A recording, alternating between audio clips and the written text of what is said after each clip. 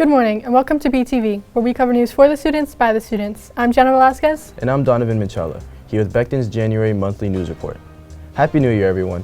The Becton administration, faculty, staff, and students wish everyone health and happiness during 2023. Do you have any New Year's resolutions, Gianna? Actually, I have a few, and I can't wait to fulfill them this year. Let's head over to our field reporter, Sophia Diaz, for more information. Thanks, guys, and Happy New Year, Becton. New Year's Eve is a day to celebrate the end of the year and welcome in the new year. You can either go to a party, hang out with your friends and family at your house, or watch the New Year's ball drop on TV.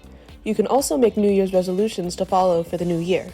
The best way to remember these resolutions is by writing them down or creating a vision board to show what your goals are for this year. Also coming up this month is the Lunar New Year. Lunar New Year is a celebration of the new year on the lunisolar calendar. There are lots of parades and festivities during this time, and a lot of families get together to celebrate with one another. This year is the Year of the Rabbit. Lunar New Year will be celebrated on Sunday, January 22nd, 2023. From all of us here at Becton, we wish everyone a happy and wonderful new year. My name is Sophia, and back to you in the studio.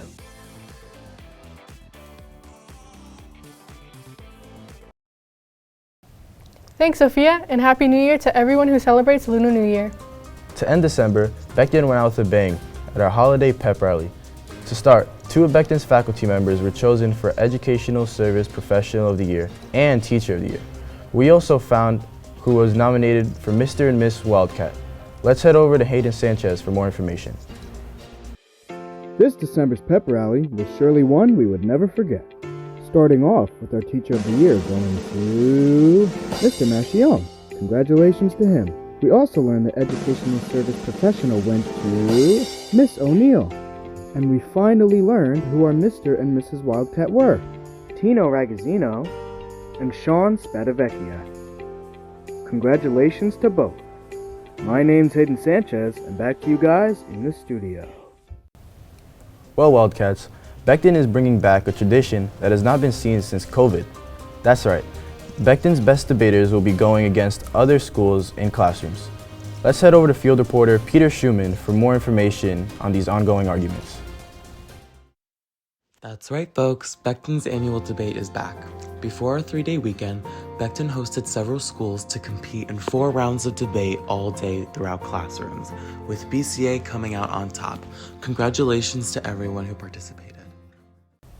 Thanks, Peter, and congratulations, Becton Debate, on all your hard work and success. Earlier this month, Miss Anity invited former interns to speak to the junior class about their experiences in the internship program.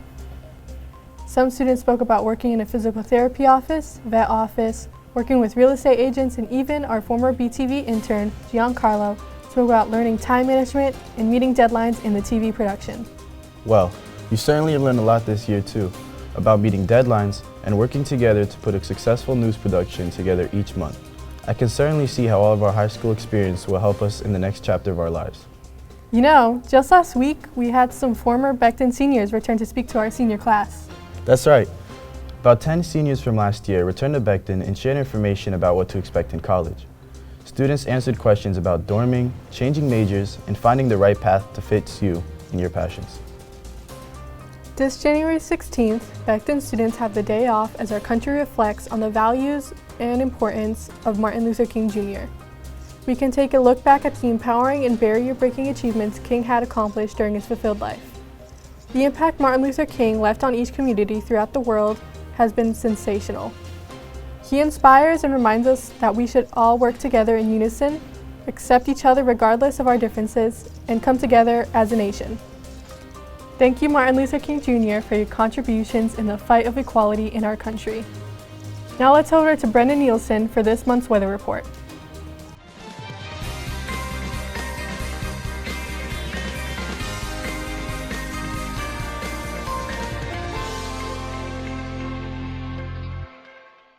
Thanks, guys. Happy New Year. Even though it was a very chilly Christmas with snow flurries on Christmas Eve, we did not get that white Christmas that many wished for. Maybe next year. But I'm sure there will be a snow day or two right around the corner. Let's take a look. January has been unseasonably mild. Temperatures are continuing to fluctuate this month, with abnormal highs in the 50s and 60s, but incredible lows dropping into the teens. We are seeing showers in the northwest with chances of possible snow. Be prepared for cold and icy mornings and nights. So be sure to add those extra layers, hats, and gloves when going to school, and travel safely.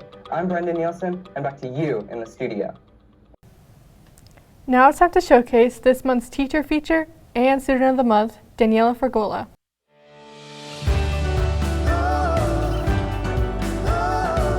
Miss Cease is the newest art teacher here at Becton. She'll be teaching Culture Art 1 and 2 being the newest art class Becton has to offer. Please give a warm welcome to Miss Cease. Here at Becton, I teach Cultural Art 1 and 2. So in Cultural Art 1, we learn about different cultures from all around the world and their art forms. And then in Cultural Art 2, we try different things, learn about different cultures from around the world, and also kind of just more advanced media we work with and more advanced techniques as well. So I studied at the University of Wisconsin-Madison, art education, and I'm certified kindergarten through 12th grade. So when I was in school, I mainly focused on ceramics, painting, printmaking, and metals. That's kind of where my passions lie, especially in ceramics. My sophomore year of college, I changed from being a biology major to being an art education major, and I've never looked back. I do not regret my decision, and I'm very happy with where I am right now. Over the next few months of the school year, I'm really looking forward to getting to know my students more and the Becton community as a whole.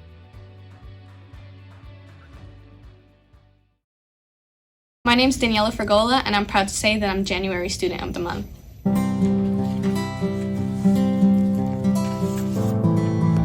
My number one choice for school is Boston University, but for in-state schools, I'm looking at Rutgers and Seton Hall.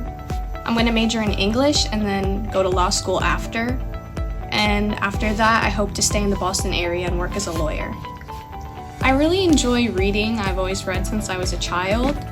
But other than reading, I like to write, and I hope to eventually write a book one day. I'm very anxious for my future, but I'm also excited at the same time.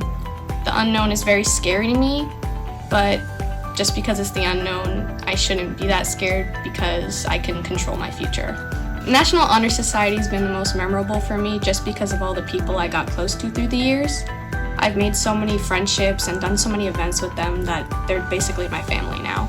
Getting inducted to the Italian Honor Society has been one of the most memorable moments for me, just because I'm also the president now and the small group that I was inducted with, we're all really close. I tend to do my schoolwork when it's assigned or as soon as possible. I use my study or my lunch period to get work done, just so I can have it done earlier in the week, and then the rest of the week I can do whatever I want. I'd say do what you like, even if it's a small interest you have in it, try it. Time goes by very fast, way quicker than you think, so try everything, even if you think you'll be bad at it. I would say I'm creative and ambitious, just simply because I think of random things all the time and I write them down. COVID was a big obstacle for me just because I'm very close with a lot of people in Becton. So not being able to see them or talk to them face to face was really hard because it's not the same as talking over the phone. I would want to say I lived a fulfilling life. And thank you for nominating me for January Student of the Month. Let's head over to Ariel Konopka for an update on Becton sports.